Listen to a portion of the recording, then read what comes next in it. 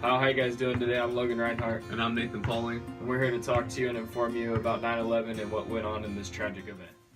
Hi, I'm Logan Reinhardt, and here are some fun facts about 9/11. 9/11 occurred on September 11th, 2001. This drastic event took place on a clear Tuesday morning in the city of New York. The first plane hit the first tower at about 8:45 a.m. Then shortly after, the second was attacked. This extreme attack on the U.S. was by an Islamic group of terrorists formerly known as Al-Qaeda. The leader of this deadly group was a man named Osama bin Laden. Bin Laden had Islamic suicide bombers hijack 4 U.S. airlines to hit the 4 targets he mapped out. These targets included the U.S. Embassy, both the Twin Towers, and the Pentagon. The two mostly talked about are obviously the Twin Towers. This is because these 2 towers stood with pride. These 2 towers were the biggest towers in the United States. 15 minutes after the second tower was hit, it collapsed in a dark cloud of smoke. And about 10:30 a.m., the other trade center was also collapsed. Close to 3,000 people died in this tragic collapsing of the towers, many committing suicide jumping from the building towers.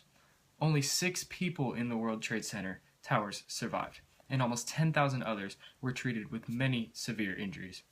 The 4th California-bound plane, United Flight 93, was hijacked about 40 minutes after leaving New York International Airport in New Jersey. Because the plane was delayed taking off, the passengers found out what was happening, realized the plane they were on was a terrorist group, and 4 American men took it over and crashed going upward of 500 miles an hour into a field in Pennsylvania. All this information and fun facts really help to get to know about the Twin Towers and to realize what a tragic and devastating event this was to the United States. Thank you. Hi, I'm Logan, and I'm here with Amanda and my husband, Tion Daniels. She is 35, he is 40. So I understand, Amanda and Tion, that you were very young when this tragic incident happened, but what do you guys remember from 9/11? I remember, us, because we went to the same college, and that's where we met. I remember us sitting in our dorms, and, my mom texted me, and she said, "Oh, honey, turn on the TV, turn on the TV." And I'm thinking, what is she talking about? Why is she, so freaked out? And, I turn on the TV, and I see, wait, my hair. I see, the plane just crashing into the second tower, and it was just so terrible because can you imagine how many people were in that building? So many lives, just gone. It's terrible. What do you remember, babe? I remember my grandma calling me, telling me that my aunt had been on one of those flights. It's okay. So why do you guys think this happened to us? I think that the tragedy has to do with Bush in particular. I think that he didn't provide the necessary safety precautions that they should have provided, on the plane. I think that they should have, in the, security checking zone place thing. It's very poor regulations. Very poor, and I don't think that should have happened, They should have prevented that. I think that's what I think, yeah. What do you think, Tion?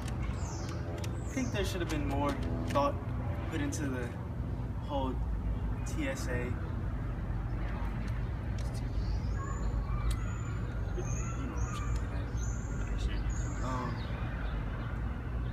More lives would be saved. Yes. They had more background checks, maybe. Right. Just not letting anyone and everyone in.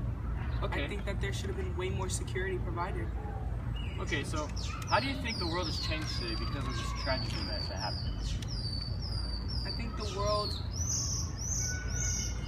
it was an eye-opener for us. It's kind of like, we're not safe from anything. Like, anything can happen to us. Like, not just, around these third world countries. Anything can, come over here and potentially happen. You know, not everyone is here and not everyone is safe, and you know, a lot of things can happen that can turn into really, really terrible situations like this one. And yeah, I definitely think this was an eye-opener for some people, and I think that the government definitely took, you know, what you call it? A hold of it. They made some massive improvements. Right. And Because now when you go to the airport, you know, you get checked. Like, you get checked down. You have to go through the little beep beep beep beep meter thing, and I think that's great. I think that should have been happening, and you know, this would have never happened. Yeah. Okay, well, I thank you guys for your time, Amanda and Tion. Thank you so Back much. to you, Nate. Hi, my name is Nathan, and I'm here to talk about how 9/11 affected our country. After 9/11, the United States needed to change security. U.S. made the Department of Homeland Security. As you notice, there's a huge change in the airports. Like, for example, travelers must check in at least 2 hours before their flight takes off. There are restrictions on what travelers can bring. Passengers are selected at random for more intense screenings.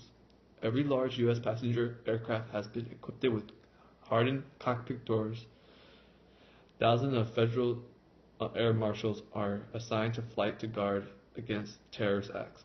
Before 9/11, there was a no-fly list, but after September 11th, the list has grown. People said that the list has thousands, maybe even millions.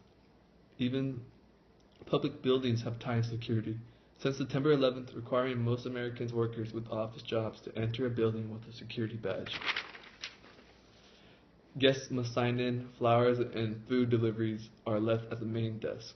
After September 11th, some people started to reflect on their own beliefs and religion commitments. There's a mix of people who felt that the religion became more important and people who found it less important to them after 9/11. After the attack, the United States government increased military operations. October 2001 was when the first military action was taken by U.S. to take out Al-Qaeda force.